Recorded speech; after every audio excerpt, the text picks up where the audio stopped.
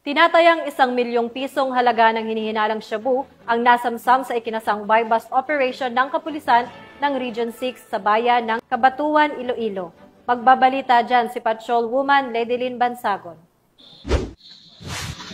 Umabot sa mahigit 1 milyong halaga ng hininilaang shabu ang nasamsam mula sa 4 na sospek sa isang matagumpay na drug buy-bust operation na isinagawa sa pinagsanib na pwersa ng Cabanatuan Municipal Police Station, Provincial Drug Enforcement Unit Team 2, Regional Police Drug Enforcement Unit 6, at 603rd Company ng Regional Mobile Force Battalion 6 sa Barangay Hanipaan, Ulo, Cabanatuan, Iloilo nito lamang ika-12 ng Agosto taong kasalukuyan. Kinilala ni Police Captain Eileen M. Lacrete, Officer in Charge ng Cabanatuan Municipal Police Station, ang mga naaresto na sina alias Ryle, 19 na taong gulang, residente ng Tabuk Suba, Haro, Iloilo City, alias Rene, 55 taong gulang, parehong itinalaga bilang high-valued individual, alias Neri, 34 na taong gulang, residente ng Barangay Hanipaan, Ulo, at alias Janessa, 27 taong gulang, residente ng Barangay Apupong, Lanton, General Santos City, pawang itinalaga bilang street-level individual.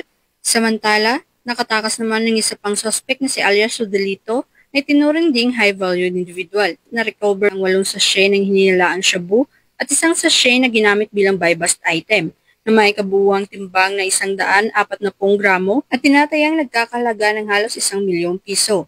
Nakuha rin ang 12,000 piso na ginamit bilang buy-bust money. Dagdag pa ni Police Captain Lacrete, mula sa pag-aresto kay alias Ryle, nasamsam ang isang 12-gauge shotgun na may 15 bala. Ang mga nasamsam na ebidensya ay dinala sa Cabanatuan Municipal Police Station para sa tamang dokumentasyon at inventaryo. Nahaharap ngayon ng mga suspect sa kasong paglabag sa RA 9165 o ang Comprehensive Dangerous Drugs Act of 2002. At si Ryle ay may karagdagang kaso dahil sa paglabag sa batas hingil sa iligal na pag-iingat ng baril at bala. Patuloy namang tinutugis ng mga otoridad si alias Rodelito upang may silbi sa kanya ang nararapat na pananagutan. Sa matagumpay na operasyong ito, ipinapakita lamang ng ating mga kapulisan ang kanilang dedikasyon, tapang at walang sawang paglilingkod upang sugpuin ang kriminalidad at protektahan ang mamamayan laban sa banta ng iligal na droga. Bilang bahagi ng layunin mapanatili ang kapayapaan at kayusan sa buong komunidad. Mula dito sa Police Regional Office 6, ako ang inyong Police News Network Correspondent, Patrolwoman Ledilyn Bansagon, alagad ng batas, tagataguyod ng Balitang Pulis.